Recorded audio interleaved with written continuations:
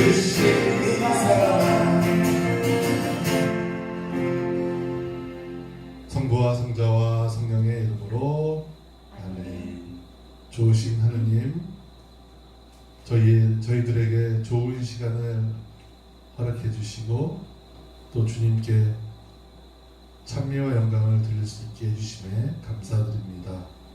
오늘도 언제나 주님과 순간순간 함께하는 저희들이 될 수 있도록 이끌어 주시고 당신께서 주시고자 하는 그 은총으로 저희들 모두 힘을 내어 살아갈 수 있도록 이끌어 주소서.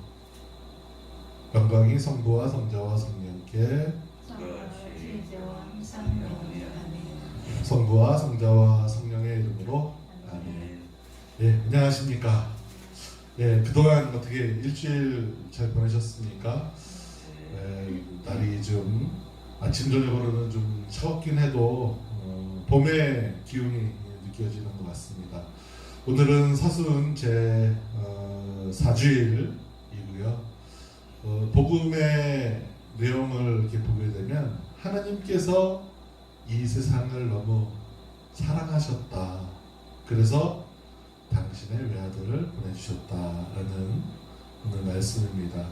복음을 읽으면서 또 오늘 토크를 나눌까 합니다. 오늘 복음 말씀을 다 함께 듣도록 하겠습니다. 요한이 전한 거룩한 복음 말씀을 들읍시다. 그때에 예수님께서 니고데모에게 말씀하셨다. 모세가 광야에서 뱀을 들어 올린 것처럼 사람의 아들도 들어 올려져야 한다. 믿는 사람은 누구나 사람의 아들 안에서 영원한 생명을 얻게 하려는 것이다. 하나님께서는 세상을 너무나 사랑하신 나머지 외아들을 내주시어 그를 믿는 사람은 누구나 멸망하지 않고 영원한 생명을 얻게 하셨다. 하나님께서 아들을 세상에 보내신 것은 세상을 심판하시려는 것이 아니라 세상이 아들을 통하여 구원을 받게 하시려는 것이다. 아들을 믿는 사람은 심판을 받지 않는다. 그러나 믿지 않는 자는 이미 심판을 받았다. 하느님의 외아들의 이름을 믿지 않았기 때문이다. 그 심판은 이러하다. 빛이 세상에 왔지만 사람들은 빛보다 어둠을 더 사랑하였다. 그들이 하는 일이 악하였기 때문이다. 악을 저지르는 자는 누구나 빛을 미워하고 빛으로 나아가지 않는다. 자기가 한 일이 드러나지 않게 하려는 것이다. 그러나 진리를 실천하는 이는 빛으로 나아간다. 자기가 한 일이 하느님 안에서 이루어졌음을 드러내려는 것이다. 주님의 말씀입니다. 그리스도님 참여합니다. 예, 오늘 복음 말씀을 들으면서 하느님의 사랑이 느껴집니다. 우리 보면 신앙의 가장 핵심적인 구절이 요한복음 3장 16절이에요. 그래서 하나님께서 이 세상을 너무나 사랑하신 나머지 당신의 외아들을 보내셨다. 이것이 가장 핵심 키워드인데요. 하느님의 사랑, 바로 예수님이시고 그 사랑을 우리에게 주시는 하느님의 구원 계획이라고 할 수 있겠습니다. 오늘 복음 말씀은 성서 바뀐 성서 전에 공동 번역에 의하면 하나님께서는 세상을 극진히 사랑하셨다라는 표현이 나와요. 극진. 그러니까 모든 것을 다해서 사랑하신 사랑이다라고 우리는 말을 있는데요. 하느님 사랑, 그 사랑을 참여하면서 성가 350억 원 하느님의 사랑, 다 함께 350억 원 제목이요. 하느님의 그 사랑을 찬양하면서 노래 들려드리겠습니다.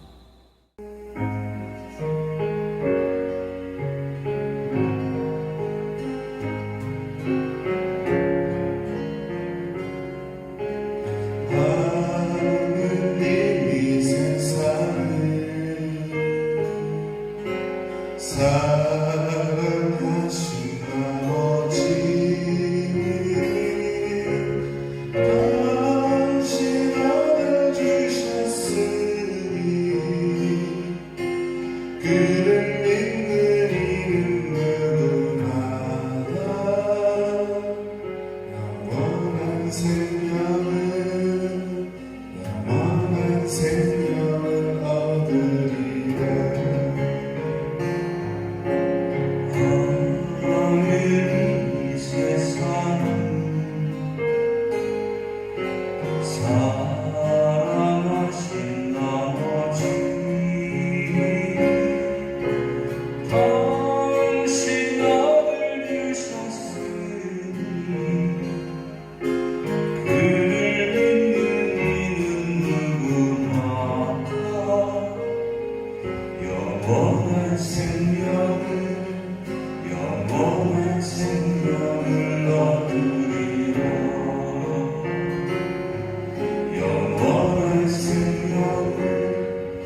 영원한 생명을 얻으리라. 하느님이 세상을 사랑하신 나머지 당신 아들 주셨으니 그를 믿는 이는 누구마다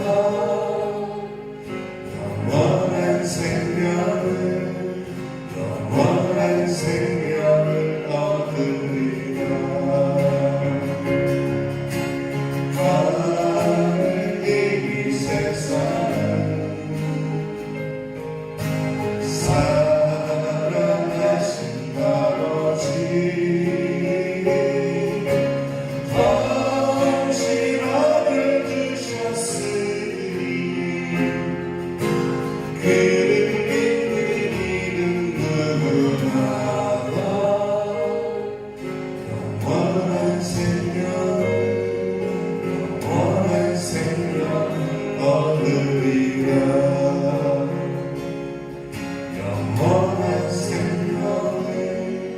영원한 생명을 얻으리라.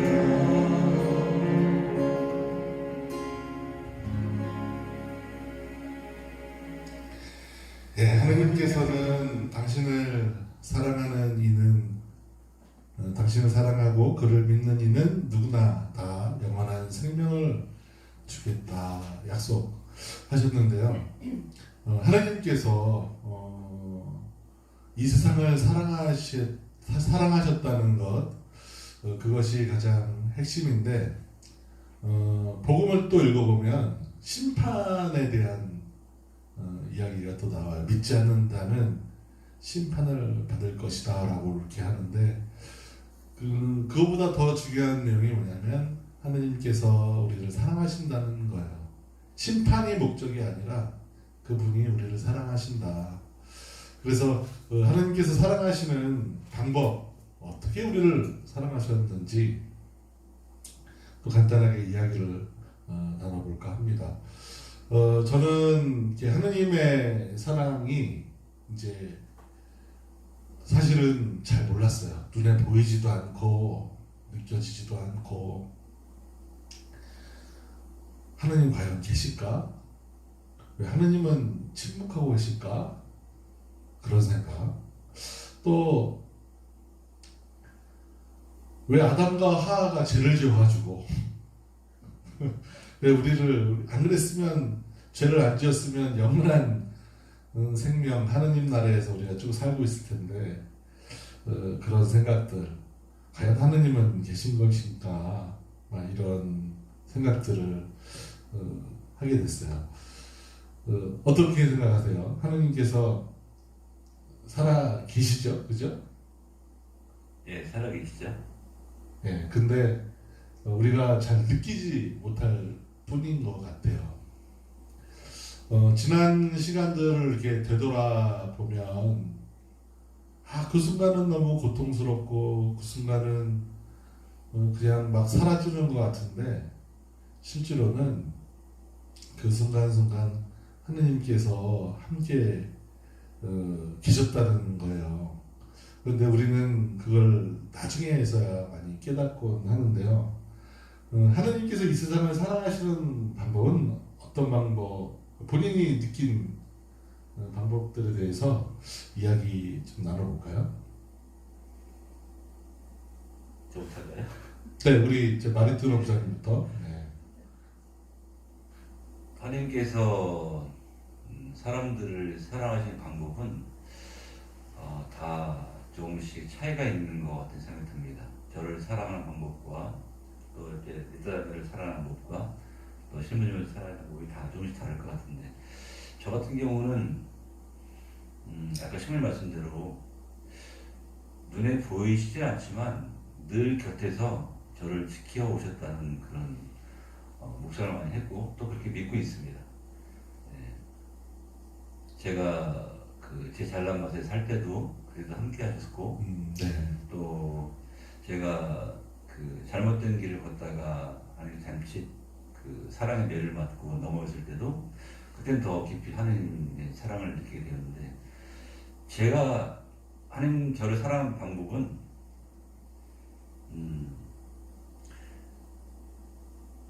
꾸준한 기다림이셨던 것 같아요. 기다림. 예, 계속 기다려주셨던 것 같아요. 예, 그래서 다시 네. 돌아올 수 있는 시간, 기회를 주신 것 같은. 예. 그렇죠. 하느님의 분명한 섭리와 그 기다림, 그 섭리에 대한 그 기다림 통해서 회복할 수 있는 시간을 주시는 그런 방법으로 이렇게 또 하나님께서 참여하시고 함께하고 계신 거죠. 예. 고해성사를 이렇게 어느 날 이렇게 지금은 이제 본당에 있지 않아서 이렇게 그렇지만 이제 고해성사를 이렇게 볼 때 하나님을 의심했다.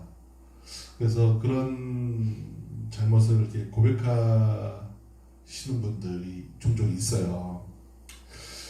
그런 분들한테는 저는 보통 이런 훈화를 드립니다. 내가 숨을 쉬는데 숨 쉬는 걸 느끼고 숨 쉬냐 아니면 느끼지 않고 숨을 쉬냐 했더니 대답이 느끼지 않고 숨을 쉰다. 그와 같다. 우리가 숨을 쉬고 있지만 나 숨을 좀 쉬고 있어. 이걸 매 순간순간 느낀다면, 그래서 하느님께서는 이렇게 생명으로 끊임없이 우리에게 숨을 쉬게끔 하시는 거죠. 또 일례로 이제 내가 내 몸에 있는 그 위가 끊임없이 이제 소화작용을 하고 활동을 하는데 내 마음대로 야 위야 잠깐 멈춰라 그러면 위가 멈출까요? 나와 내 의지와 상관없이 위 또 오장육부의 이 장기들은 내 의지와 상관없이 하느님의 그 섭리대로 이렇게 움직이는 걸 볼 때 하느님께서 이렇게 생명을 주관하시고 이끌어 가시는구나. 마치도 공기와 같은 내가 숨을 쉬고 있지만 숨을 쉬고 있다고 느끼지 않는 것처럼 그렇게 훈화를 줄 때가 있어요. 그래서 그런 분들 하나님 분명히 의심할 수 있습니다. 의심이 되죠. 인간의 사고로 이해할 수 없는 것들은 다 의심이 되니까요. 그런데 하나님께서 사랑하시는 방법은 이게 보이지 않는 방법으로 사랑하고 계시다. 그래서 우리가 오늘 복음을 읽으면서 하나님께서 우리를 얼마나 사랑하시는지 각자 살아가시는 그 방법을 한번 묵상해 보시고 생각해 보셨으면 좋겠어요. 그런 의미에서 하느님께 다시 찬미를 드리는데, 오늘 하느님의 그 사랑 찬미하면서 하느님께서 어떻게 우리를 사랑하시는지 그 성가로 우리 기도를 드려보도록 하겠습니다. 375번 찬미입니다.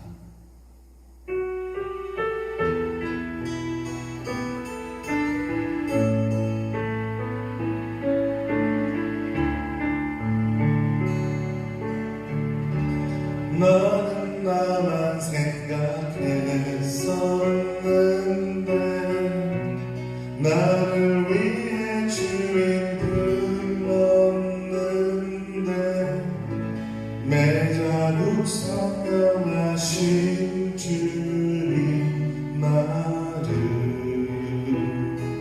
위해 십자가 위에서 죽기까지 나의 이름 잊지 않으셨네. 가슴 내어질 듯 금속 나를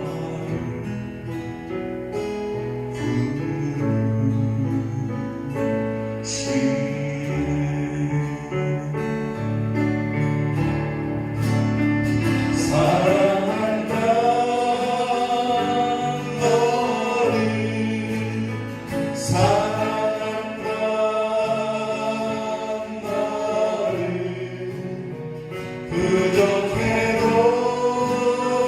가난해도 아파시는 할 때도 사랑한다. 내가 너를 원한다.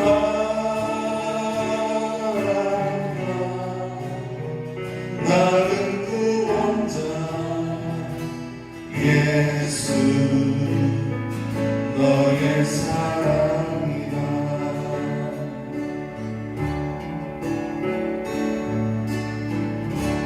내가 이해받기를 바랬고 내가 위로받기 원했는데, 곧자국 선명하신 주님 나를 위해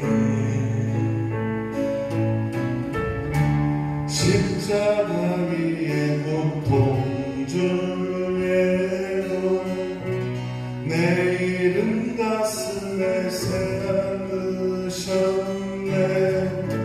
녹아내릴 듯한 그 눈길 내게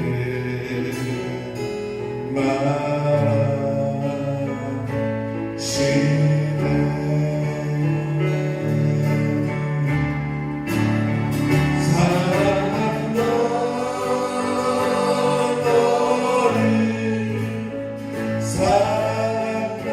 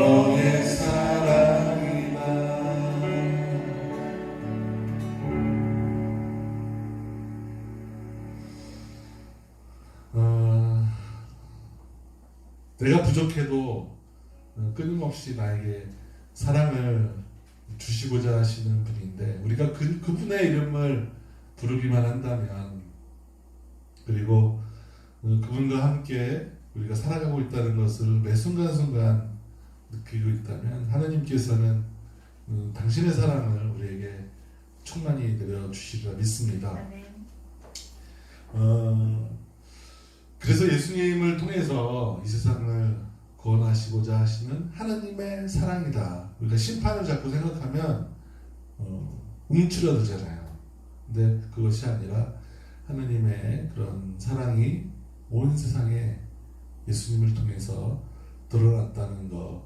그리고 오늘을 사는 우리도 그런 성령 하나님 통해서 성령을 통해서 아버지의 사랑을 충만히 느끼고 있습니다. 우리가 이제 기도 생활을 이렇게 하다 보면 참 근심 걱정들 때문에 분심이 많이 생기죠. 분심이 안 생기시나요? 기도할 때? 특히 저 묵주기도 할 때 참 기도할 때 분심이 많이 생기는데 여러분 어떠세요? 리따님 어떠세요? 분심이 안 생기나요? 기도할 때? 아니 분심이 생깁니다. 그죠? 네. 은총이 가득하신 마리아님 오늘 집에 가스불 켜놓고 왔는데요. 어떡하죠? 그래서 또 은총이 가득하신 마리아님 내가 오늘 시장 가서 뭘 사야 되나 막 이런 근심 걱정들 또 일예로 제가 이런 예들을 들었는데 많은 근심과 걱정들 또 불심거리가 있어요. 특히 기도할 때 더 그런 것 같아요. 네. 왜 그럴까요? 기도할 때 특히 불심이 많이 드는데 이유가 있습니다. 이유가 있어요. 사탄이 제일 싫어하는 게 뭔지 아세요? 제일 싫어하는 거? 그렇죠. 기도하는 건데요. 사탄이 제일 싫어하는 게 뭐냐면 우리가 하느님과 가까워지는 걸 엄청 싫어해요. 기도가 바로 하느님과 내가 대화이고 가까워지는 건데 그걸 엄청 싫어하다 보니까 뭘 주는 거예요? 불심을 생각 속에다가 계속 끊임없이 심어 주는 거죠. 그러니 우리는 그 순간순간 그 불심 때문에 하느님께 나아가지 못하는데 이런 것들은 우리 통상적으로 기도할 때 흘려보내라. 이런 것들이 우리를 하느님께로 나아가는 데 막는 것들이다 해서 흘려보내라라고 이렇게 이야기를 많이 합니다. 그렇다면 어떤 것들이 불심인가? 제가 예전에 신학생 때 영신 피정을 이렇게 간 적이 있었어요. 거기서 제가 그때 알았어요. 우리 분심이 있는데 이 분심을 세 가지로 나눠볼 수 있어요. 첫 번째는 미래에 대한 근심과 걱정이에요. 내가 곧 죽으면 어떡하지? 이런 것들. 내가 뭐가 안 되면 어떡하지? 이런 미래에 대한 것들이죠. 그러니까 그런 것들에 대한 걱정. 우리 애가 대학 시험에 떨어지면 어떡하지? 우리 가족이 갑자기 아파가지고 이러면 어떡하지? 하는 일어나지도 않는 걱정들, 이런 것들을 미래에 대한 분심이라고 말할 수 있는데 이런 것들은 흘려보내면 돼요. 일어나지 않는 일에 대해서 미리 염려하고 걱정할 필요는 없겠죠. 두 번째는 현재의 분심입니다. 미래가 나왔으니까 현재가 나와야겠죠. 현재에 대한 분심이에요. 제가 성당을 갔는데 레지오에서 주회합을 하고 있다가 갑자기 묵주기도를 바치고 있는데 내가 집에 가스불을 켜놓고 왔나 안 켜놓고 왔나 이런 것들. 그리고 우리 이 묵주기도 하는데 저 사람이 열심히 했나 안 했나, 기도를 열심히 했나 안 했나, 봉사를 했나 안 했나, 이런 것들. 하느님 것을 바라보지 않고 내 것의 현재 안에 머물러 있는 그런 잡생각들, 미래의 생각도 거기에 포함되겠지만 이러한 것들이 현재의 분심이에요. 그래서 영신 우리가 이제 기도 수련 기도를 끊임없이 이렇게 바칠 때 이런 것들은 흘려보내라. 거기에 자꾸 이렇게 머물러 있지 말고 흘러보내라라는 것이 미래와 현재의 분심이에요. 그러면 뭐가 남았을까요? 미래, 현재, 과거의 분심이 남았죠. 과거의 분심은 참 중요합니다. 이 과거의 분심이 왜 중요하냐면 과거에 내가 상처받았던 것들 혹은 내가 누군가에게 힘들게 하거나 안 좋은 기억들 또 이런 것들이 생각이 나는 거예요. 기도하다가 보면 이런 것들은 흘려보내서 해결되지 않아요. 흘려보내서 해결되지 않고 그때의 그 과거의 상황에 직면해라 라는 것입니다. 아니 기도하다가 과거의 상처가 떠올랐어요. 내가 아버지로부터 그렇게 상처받았던 것들이 떠올랐다 그러면 그걸 가지고 직면하셔야 돼요. 어떻게 직면할 거냐면 그 순간 기도하다가 멈추시고 하느님께 따지는 거예요. 하느님, 예수님 왜 저렇게 힘들게 하셨어요? 이렇게 하면서 그분께 따져야 돼요. 거기서 해결이 나야 그 과거로부터 받았던 상처들이 치유가 일어납니다. 하느님, 그러나 주님 용서하라 하셨으니 제가 용서해 볼게요. 저 너무나 아팠어요. 너무나 과거에 힘들고 어려웠던 생활들이었어요. 하느님, 당신 알고 계시잖아요. 그때의 저를 어루만져 달라고. 어떤 제가 이제 그 피정 때 들었던 얘기를 아직도 기억하고 있는 것 중에 하나가 어떤 그 형제님이 과거에 짝사랑을 했었던 모양인가 봐요. 초등학생 때였는지 짝사랑을 이렇게 했는데 그 짝사랑했던 대상이 누구였냐면 어마어마한 장군의 딸인 거예요. 짝사랑이 장군의 딸이니까 사랑한다고 내가 너 좋아한다고 말을 하고 싶은데도 말할 용기가 안 났대요. 왜냐면 우리 아버지는 장군도 아니고 우리 아버지는 별 볼 일 없는 사람인데 그래서 결국은 본인이 좋아하고 했던 것을 하지 못했는데 그게 그렇게 기도할 때마다 생각이 난다는 거예요. 과거에. 그래서 그 형제님이 이제 이렇게 그걸 가지고 직면을 하셨습니다.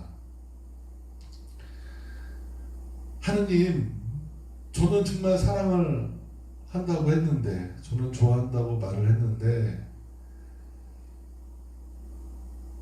용기가 나서 못했다고 지금도 계속 그거에 제가 짓눌려 있다 이렇게 하느님께 기도 중에 기도하다가 이제 멈추고 말씀을 드렸대요. 그랬더니 이 내적인 그런 느낌에 너는 하느님의 자녀가 아니니 라는 느낌이 오더라는 거예요. 빨리 알았더라면 내가 하느님의 자녀라는 걸 빨리 알았더라면 내가 너 좋아했노라고 고백했을 텐데 라고 하면서 그 본인 자신이 위축됐고 상처가 됐던 거에서 회복해 나가는 그 형제님의 모습이 이렇게 떠오릅니다. 그래서 우리가 기도할 때에 온갖 근심, 걱정들 또 이런 분심들이 많이 있는데요. 이러한 것들은 특히 현재 미래에 대한 분심은 흘려보내시고 과거에 대한 그 상처라든지 분심, 과거에 대한 어떤 것들이 떠오르거든 그걸 가지고 주님과 함께 직면하셨으면 좋겠습니다. 그렇게 해서 여러분 각자가 해결해야 될 과거에 해결이 안 됐던 그런 모습들 또 그런 상처들이 예수님과 함께 치유의 길로 걸어가기를 소망합니다.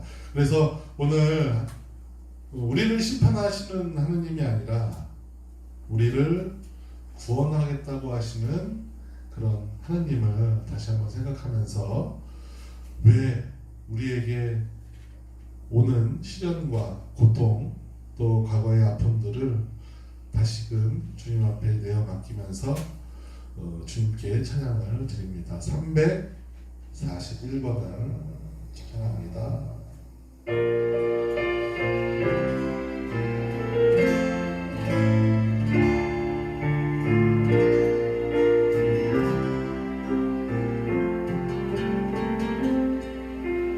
왜 슬퍼하느냐 왜 걱정하느냐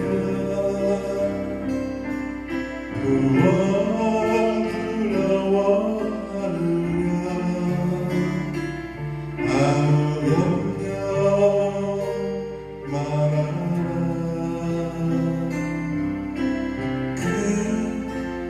어려움에도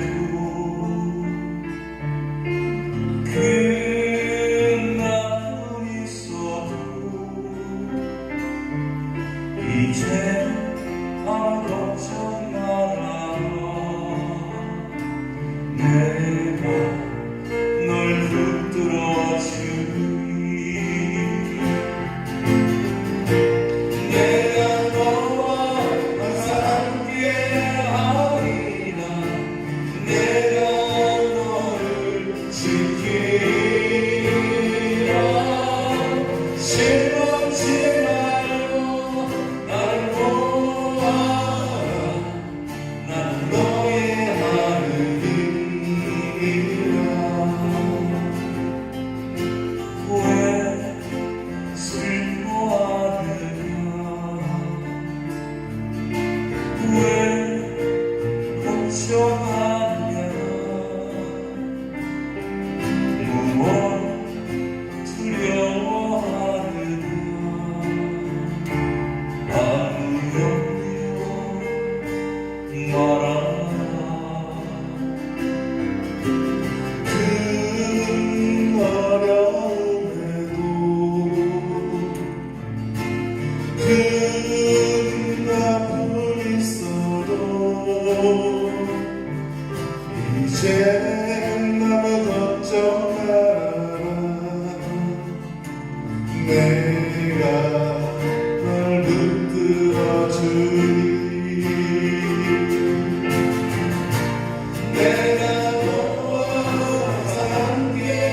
함께하리라 내가 너를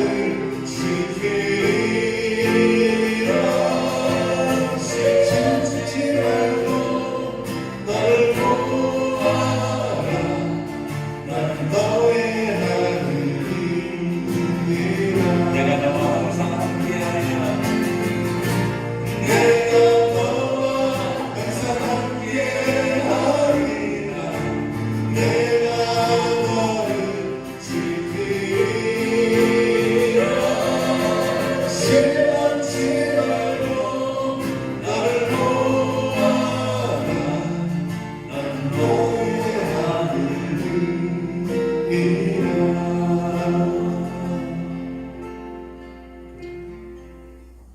네, 우리 삶에는 참 많은 분심 중에 있는데요.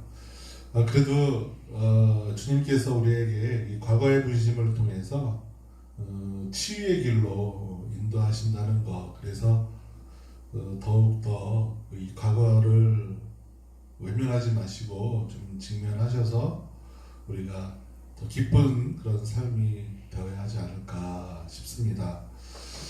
오늘 하느님께서 우리를 어떻게 사랑하시는지 그 방법에 대해서 이렇게 이야기를 조금 많은 이야기는 못했지만 조금 나눠봤고요. 또 우리 근심 걱정들 속에서 하느님께서 어떻게 우리를 또 치유의 길로 인도하시는가 이것도 살짝 이야기 나눠봤고 마지막으로는 이제 외로움에 대해서 이제 이렇게 이야기 좀 나눠볼까 합니다.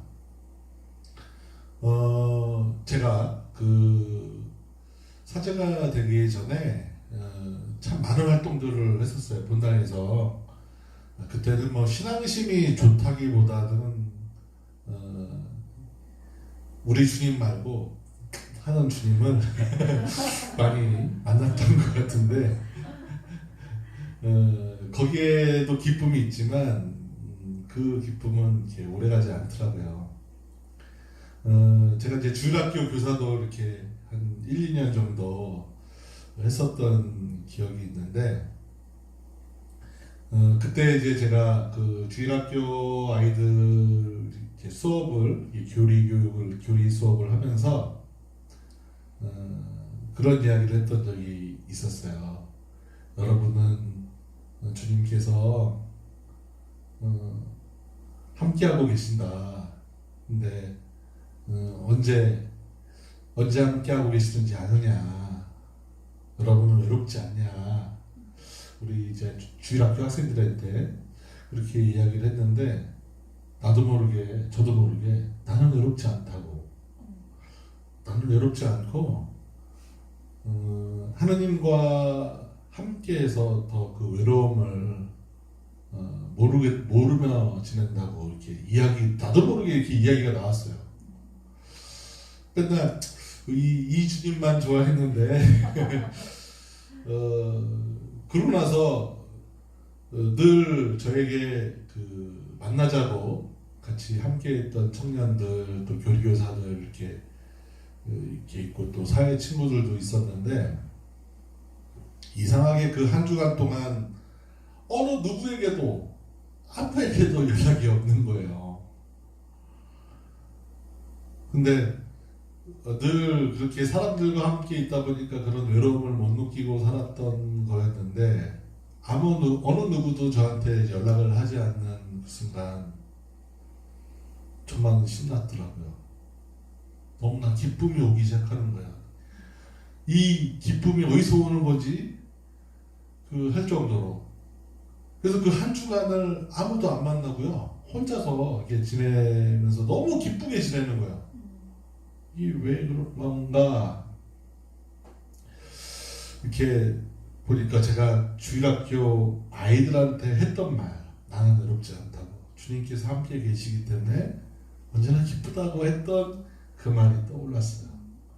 아, 그랬구나. 내가 혼자 있는데도 아무도 나를 찾지 않고 그냥 혼자 지내는데도 기쁘구나.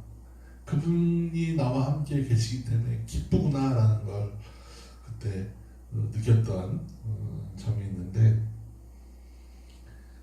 이러한 외로움 속에서도 하나님께서 나와 함께 계시다는 것을 우리가 느끼기만 한다면 그런 외로움도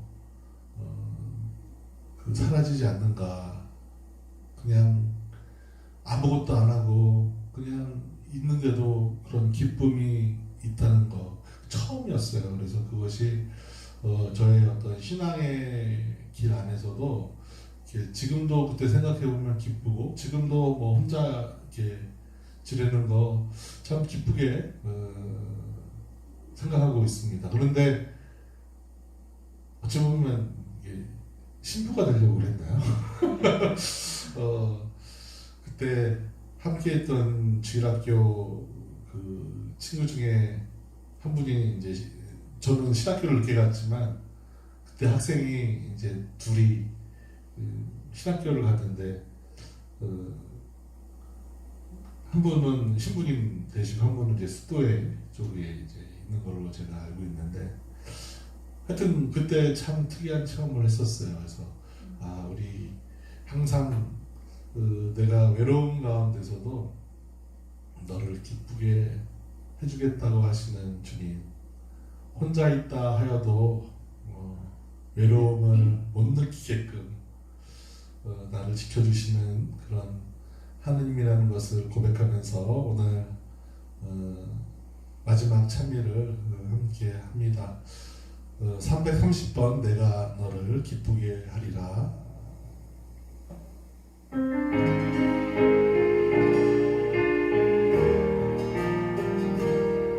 너는 너의 사랑을 알지 못하여도 나는 너를